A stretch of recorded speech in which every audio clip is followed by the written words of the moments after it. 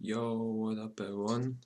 Today a new update patch or notice dropped. It's not in game yet. It will be coming to the game on Thursday as all big updates do, but we finally received some information about it, so I'll make sure to cover that as much as I could.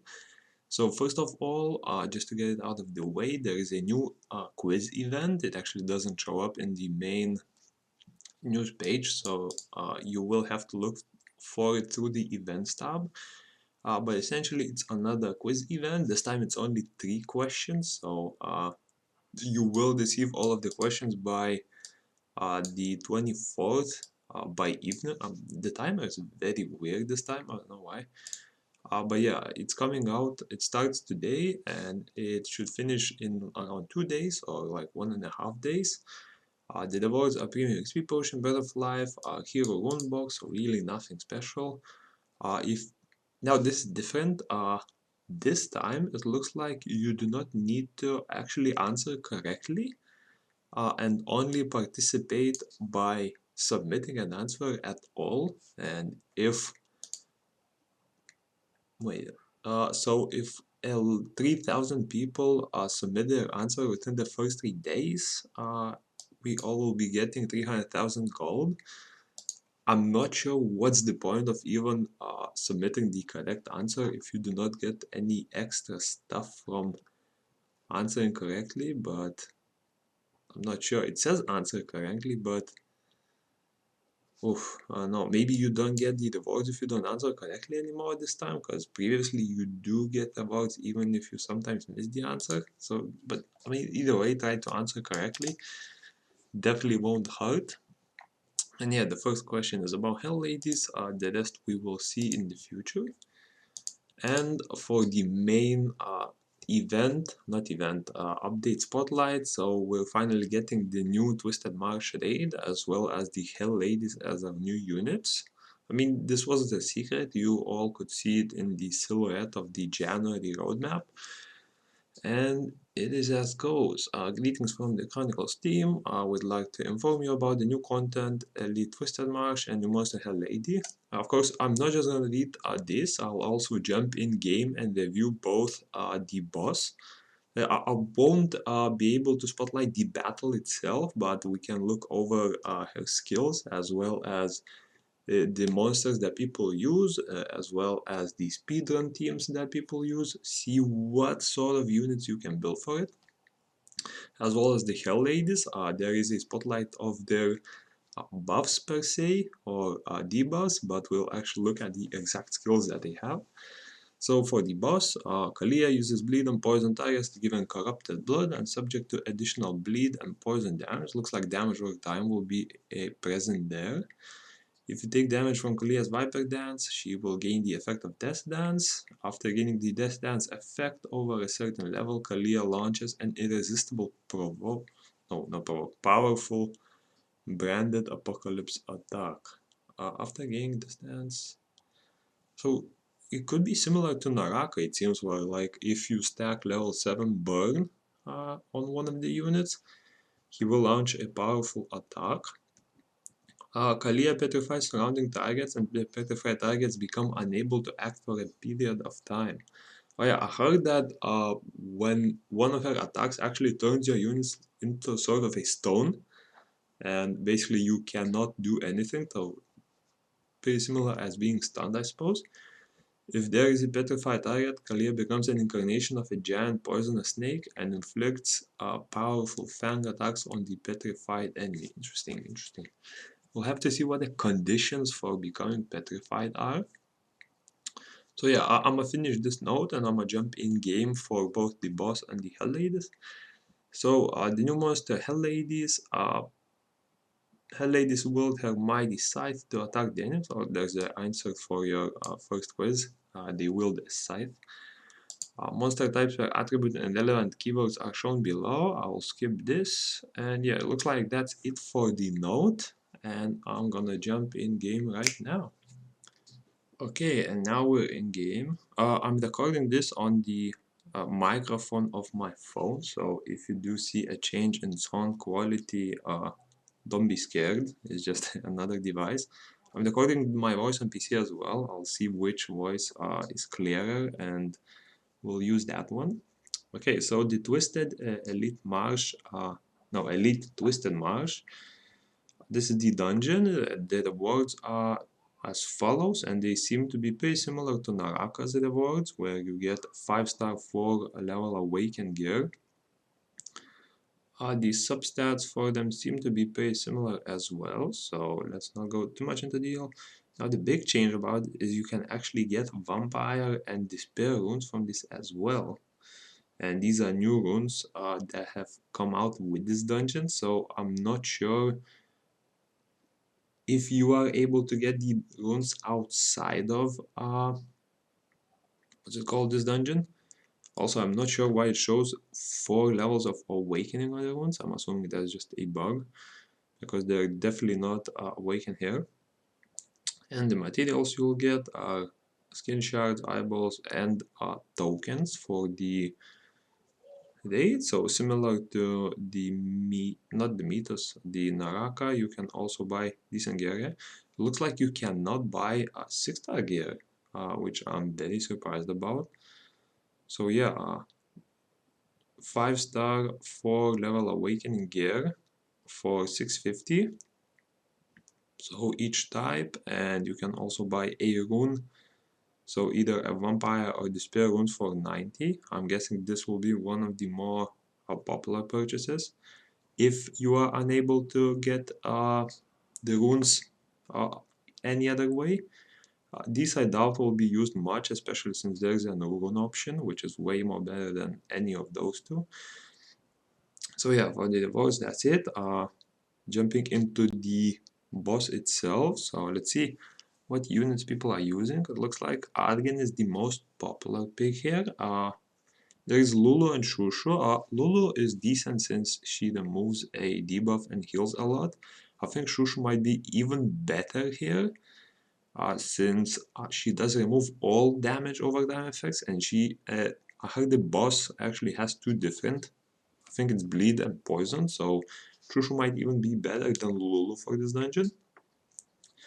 Then there's also Segment. Espino, we of course will not have these, but this is a new unit called what's it called, the Vampire Hunter or something like that. I'm not quite sure. But yeah, we won't be able to use him just yet. There's also Lupinus, Annabelle. I heard Annabelle is decent there as well. Kroa, of course, I'll try to use mine there. Astar and the Fire Vampire Hunter. I'm not sure what the name of him is. Yeah, so the units definitely don't look somewhat insane. Arget is probably there for the debuffs mostly. Lulu and Shushu is of course self-explanatory. It's for removing those damage over times and healing. I'm not sure why Segment is there exactly. And the rest really just look like regular raid units. I mean, Lupinus is an insane damage dealer. Kroa, of course, he just makes all attack speed units that much more powerful. Annabelle is pretty decent there. It's similar to Lulu with her healing and also has the defense break. Astar, I'm not sure. Might just be the Korean meta, as I haven't seen a lot of Astar use in our servers, but that could be because Lupinus was pretty easily available and Astar was not. And yeah, for the speedrun teams, I know that Korea server is a little bit slower on the speed team side. I think like if we compare Naraka runs, for example, although you can find pretty fast runs, I know that the runs in the global server, they're not better per se, but they catch up to those speed runs way faster than the Korean server did. So I'm not flexing, but I'm just saying that I think we will see a lot of pretty decent teams very soon. But yeah, it looks like the speediest teams here are actually over a minute and a half long. So yeah, as for the teams, looks like Roa, Astar, and Teor. So yeah, a damage dealer, some healers, Bastet. Yeah, I'd say nothing too extraordinary and nothing too unobtainable from this. I'm seeing speedrun teams with 400,000 power, so I think it's possible that the dungeon will not require a very high power limit, and I personally should be able to hit it if there are speedruns with 400,000 power. Because I mean, you don't do speedruns if you cannot hit the power limit naturally. And yeah, for strategy tips, we can see that the recommended skills are the move, bleed, poison, damage all the time. So yeah, she applies bleed and poison basically. She immunity. So it recommends us immunity. So probably just to prevent those not remove, but prevent those bleeds and poisons from dropping. And remove beneficial effects. So it looks like we will need to strip something. Yeah, boss info. Kalia applies additional effects and inflicts great damage to targets based on bosses. Yeah, I think this is something we already know. Actually, no, we didn't cover this in a note. Kalia receives Death Dance if a summoner takes damage from the Viper Dance that releases her kin in all directions.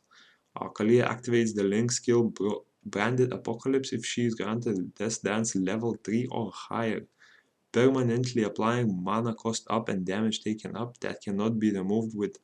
Ooh, this is scary actually. So, like, if you screw up the run once, you're potentially looking at screwing up the run completely, since mana cost up is a really scary effect, especially if you cannot remove it.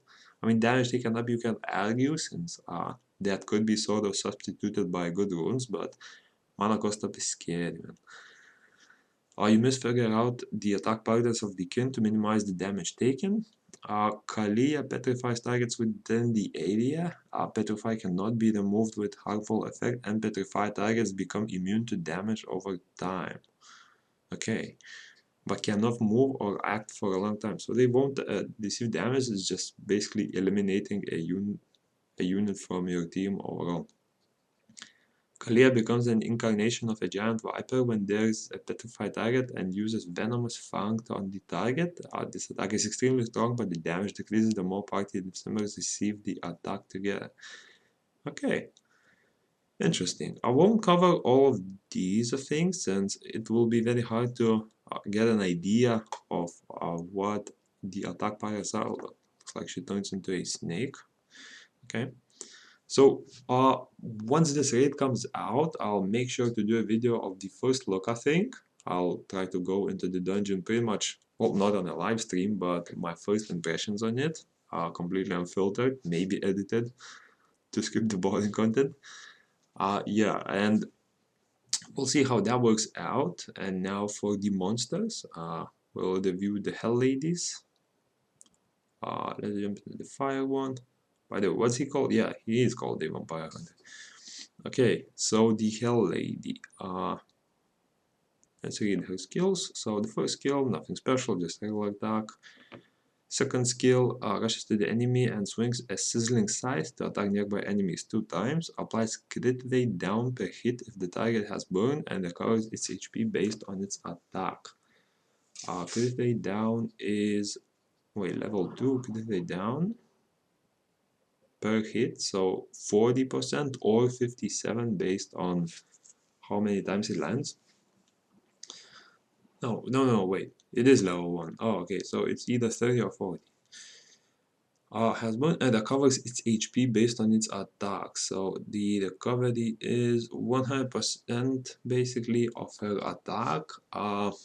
Potentially you're looking at building her to like 3 to 5,000 attacks. So the healing will be somewhat similar to that per hit. So maybe like 6 to 10,000 in most scenarios. It's not a big healing really, but sure. Dashes to the enemy and swings a sizzling scythe to attack the enemies within the area ahead 3 times. The first hit removes shield and applies burn, then increases the burn level based on the number of targets hit. Okay, so the most shield, level 1 burn per target increase. This is an AoE skill, right? Yeah, so this will be useful only for this is so situational, because like most units where you would need burn are usually bosses, and bosses are usually found alone or rather without any other units around them. I'd say one exception to this could be the Wind Arachne Expedition, where you can hit those little spiderlings and you should be able to get high levels of burn, but even then I feel like relying on burns for that dungeon is not the correct strategy, since if you get hit by that jump attack when you have high levels of poison, you're pretty much one shot. So yeah, and the remove shield feels like oddly specific for targeting one of the dungeons. I'm not sure about the remove shield. I also don't see her being used too much in PvP, since well, her third skill really only removes shield, which is, I feel, a very, very situational skill that might counter stuff like a Wusa or uh, what's he called? Bastet. And for Wusa, I'm not even sure if the burn would work, since she does remove shield, but she does not remove immunity, so you probably wouldn't be able to even apply the effect. So yeah, I'm not a big fan of her. Okay, and the ultimate dashes to the enemy and swings a sizzling scythe to attack enemies within the area 3 times. It removes shield and applies burns per hit. The first hit increases the burn level based on the number of targets. So the same thing, just a little higher multiplier and a longer burn rate. No, is it longer? Let me see. No, it's actually the same burn duration. So just pretty much double the damage from the hit, but the effects are the same. So yeah, not a big fan. I'll review them in more detail on if we get the banner for summoning, as it will be more relevant, and for now we're not sure if we get the banner. Most likely we will, but I won't rush to say it. Okay, so basic attack of the water one, same thing, nothing special. Second skill rushes the enemy and swings a chill scythe to attack the enemy target 2 times. The first hit increases the duration of silence and applies attack down per hit with a certain chance.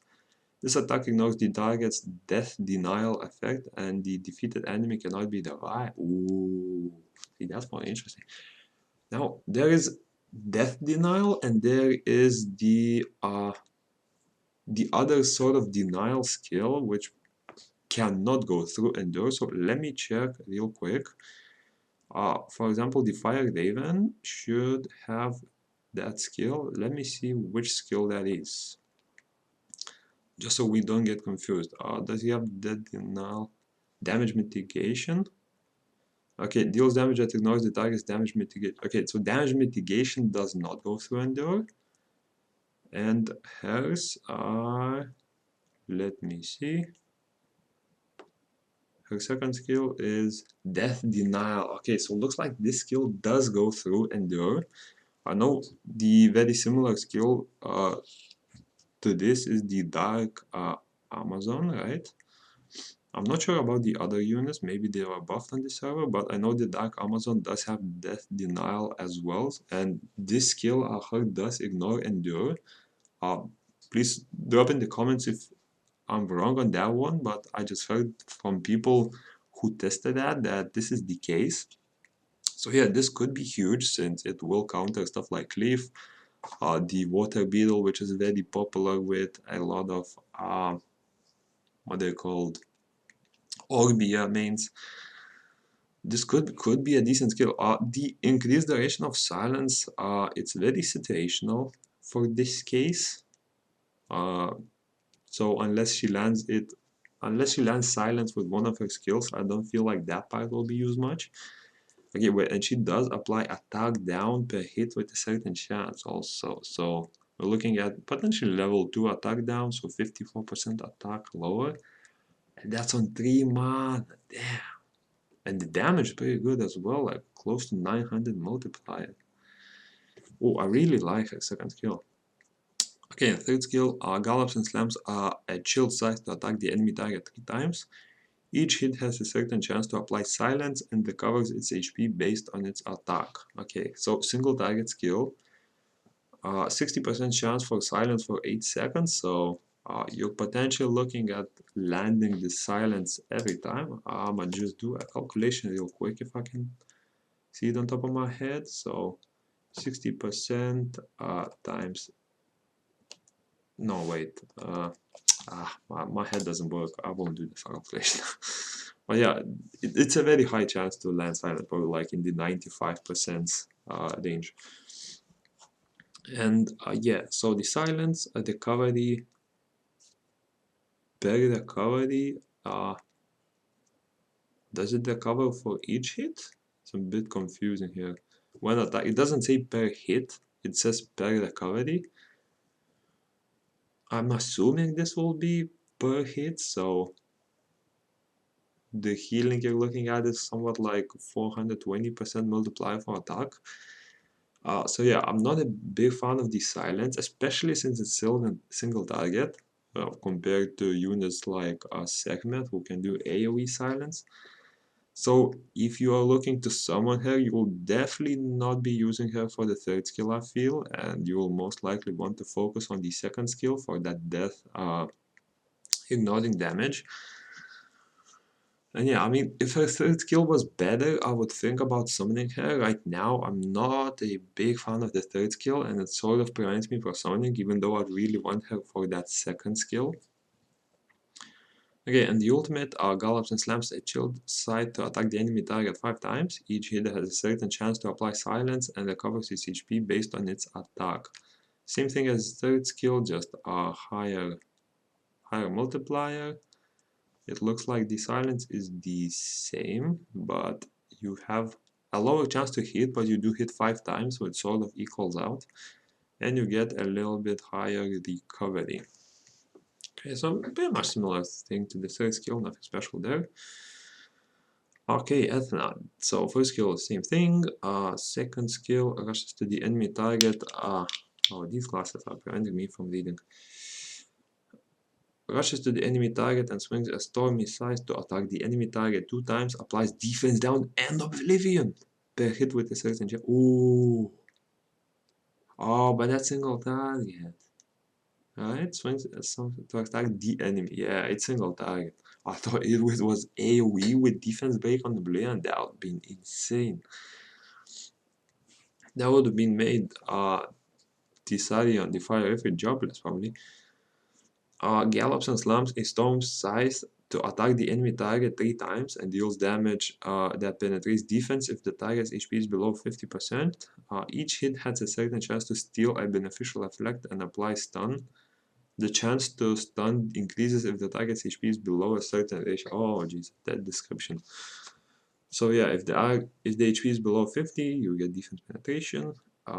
Steal 1 beneficial effect with 75% chance. So on average, you're looking at stealing around 2 beneficial effects. In some other cases, sometimes you will do 3.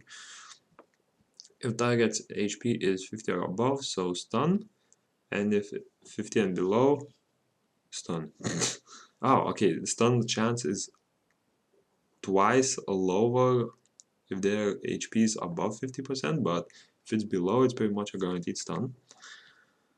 Not a big fan as well, especially because single target ability, so I don't see much use for her in bosses, since I think Oblivion doesn't work on bosses overall, right? Does it say whether Oblivion works? No, it does not. But I'm pretty sure if it does work, or if it does, it definitely shouldn't, since a lot of bosses have like 15 abilities. And ultimate capture, gallops and slams the extraordinary size to attack the enemy target 5 times and deals damage that penetrates defense if the target's HP is below 50%. Each hit has a certain chance to steal 2 beneficial effects this time and apply stun. So with this skill, you're definitely looking at stealing all beneficial effects at this point, since on average you will be stealing like 6 to 8 with this skill. Again, not a big fan of her. Single target abilities, of course, a bit lackluster. I feel like you really need to have a specific team in mind to make her work. Okay, and now the juicy stuff. First, no, honestly, I'm taking these glasses off. It's impossible to read. Asima, first skill, nothing special, but you do get a little higher multiplier here. Splinter rushes the to the enemy and swings the radiant sight to attack nearby enemies 2 times and applies attack down per hit if the target has bleed. Deals bonus fixed damage per hit if the Hell Lady has invincibility. What? Oh, yoy. If the target has bleed, does she have bleed? Looks like she will have bleed. Wait, let me see her other skills. As so far, this skill looks really bad. Plus side, it dashes to the enemy and swings a radiant sight to attack the enemies within the area 3 times. The first hit removes immunity. Ooh. And applies bleed, then increases the bleed level based on the number of targets hit. See, this is where it's a bit better, right? Stripping the shield is sort of like that burn can go through the shield eventually, but if you do have immunity, you won't be able to pass it with the fire one, was it, or the water one? Well, for this, you can strip the immunity, so if you do land these debuffs, they will be increased most likely, so more of a PvP use instantly. Do you apply bleed if you do not strip though? It looks like you should, right? Yeah, so potentially this is a pretty good stripper for immunity. So stuff like Wusa and whatever, or maybe the Fire Archangel, I think, could be used to counter those. And wait, so it applies bleed, and if you follow up with the second skill, right? So where was the bleed condition here? If the target has bleed, you also apply level 1 attack down. Okay, so if you do a combo of third skill to second skill, basically you are stripping immunity and applying a lot of bleeds and attack down. Again, not the effects that are too amazing in PvP, I'd say. Stuff like stuns, silences are a bit better, but I suppose this is decent. It also applies fixed damage. That means it completely ignores any defense or stuff like that, just raw damage. And if the type, it must have invincibility. So does she have invincibility? Oh my god, this passive. Is this a passive? Oh, it is a passive. Okay. 25-second passive. So applies invincibility, attack up, and accuracy up in itself with one seasoning damage. Certain levels of attack up and accuracy up have the same shortened duration as invincibility. What on earth? Invincibility for 6.5 seconds. So she'll have that invincibility for like fourth of the whole battle. When attacked, invincible 6.5 seconds. Okay. Level 9. Level 9? Level 9 attack? 69. Okay. Good one. 69% attack up and 77% accuracy. So you can pretty much not build any accuracy on her if you time it with this skill. And once those level 9 buffs end, you will be receiving the level 1 counterpart for a longer duration. So you will be able to upkeep the level 1 for more than half of the battle. Level 9 effect, damn. I mean, attack up you will most likely have a setup with already. Level 9 accuracy up is huge, like 77% accuracy, that's like near max accuracy, and you pretty much don't need any for her, meaning you can contribute those substats to more useful skills, I suppose.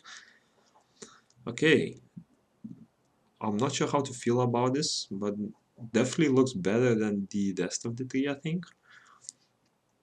Dashes to the enemy and swings at radiant sight to attack the enemies within the area 3 times, removes immunity, applies bleed per hit, applies attack down if the target has bleed. The first hit increases the bleed level. Okay, so this is just a combination of third and second skill. So basically, you remove immunity, you apply bleed, and it also follows up with the attack down in the same ultimate. So yeah, nothing too special here, just a combination of both of those skills pretty much. And the dark one, okay, ooh, we're seeing something different. The covers its HP. So she does self-heal quite a bit. Yeah, especially if you build her on attack speed, it looks like. Okay, Shada rushes to the enemy and swings Scythe immersed in darkness to deal damage based on its max HP to the enemies within the area 2 times. Each hit has a certain chance to apply defense down. Wait, just to clarify. Okay, so 2 assassins and 3 what they call warriors, right? Rushes to the enemy and swings aside to attack. Okay, marks HP damage and applies defense down. Is this AoE? Is it an AoE? No, it is. Wait. The description is a bit confusing. Rushes to the enemy. So rushes one enemy based on to enemies within the area. So based on the last sentence, I'm assuming this is an AoE. Actually, maybe. So, nice. Okay. I was thinking maybe someone will be able to clarify there. Yeah, so I'm gonna guess this is AoE. It would be a little bit disappointing if it was a single target, but the description is a little unclear, so I'll assume it is AoE. Dark Harvest dashes to the enemy and swings a scythe immersed into darkness to attack enemies within the area a hit 3 times, and the cover is HP based on the damage dealt. Each hit has a certain chance to apply attack down to the target if the target has defense down. Okay, so you do apply attack down and defense down if you combo her second and third skill. It looks like the combo this time needs to be second skill into third skill, as this does require the defense down to be present. She does seem to have self-healing on first and third skill, which is quite interesting, so potentially we're looking at full self-sustain from her side. Dark Avenger activates Summon Perpetrate. What is that word? Perpetrator when an enemy of the team member battling nearby is defeated. Ooh, so when an ally dies, you summon a clone. Clones cannot be damaged nor targeted and disappear after a certain time. The clone's active skill level is equal to the Dark Avenger's level. The clone lasts for 30 seconds. What? Wait, now you're confusing me. The clone's active skill level is equal to the Dark Avenger's level. So I'm assuming this is equal to the skill level. So if she's max skill, she's level 4, right? Oh, okay, so the unit's skills will be all level 4 if your Dark Avenger skill is level 4. I'm guessing that is the case. Summons a clone. Clones cannot be damaged nor targeted. Cannot be damaged.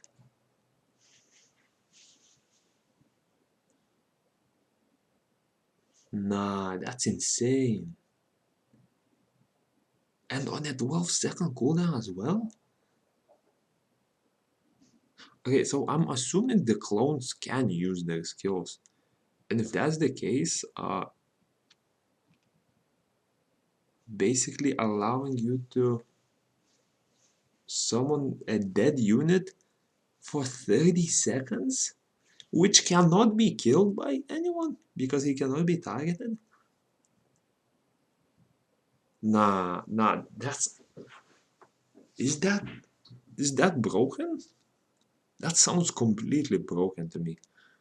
Like, imagine a super fast battle where you go like nuker v nuker, like complete one-shot teams. And she just revives a unit that cannot be killed for half a minute. Nah, that looks insane to me. I don't know. Maybe I'm not understanding the skill correctly, but that just looks so insane to me. Dashes to the enemy and swings a scythe immersed in darkness to attack enemies within the area 3 times, and recovers its HP based on the damage dealt. Each hit has a certain chance to apply defense down and applies attack down if the target has defense down. Summons a clone again, equal to the one from Dark Avenger level 4 for a certain time. Summon the clone for another half an hour. No, I have to be misunderstanding this. Nah, nah, nah, nah, nah, nah. It has to be some kind. Or I'm just stupid. I think I'm just stupid since I don't understand this skill. But there's no chance you can just summon a clone for 30 seconds whenever it dies, and the cooldown being so low, meaning you do have a high chance to summon it for like each unit that dies. And then on top of that, you can summon it again for half a minute with your ultimate?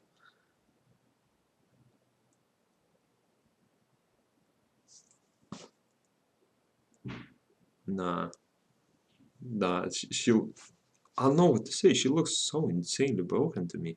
If that's the skill.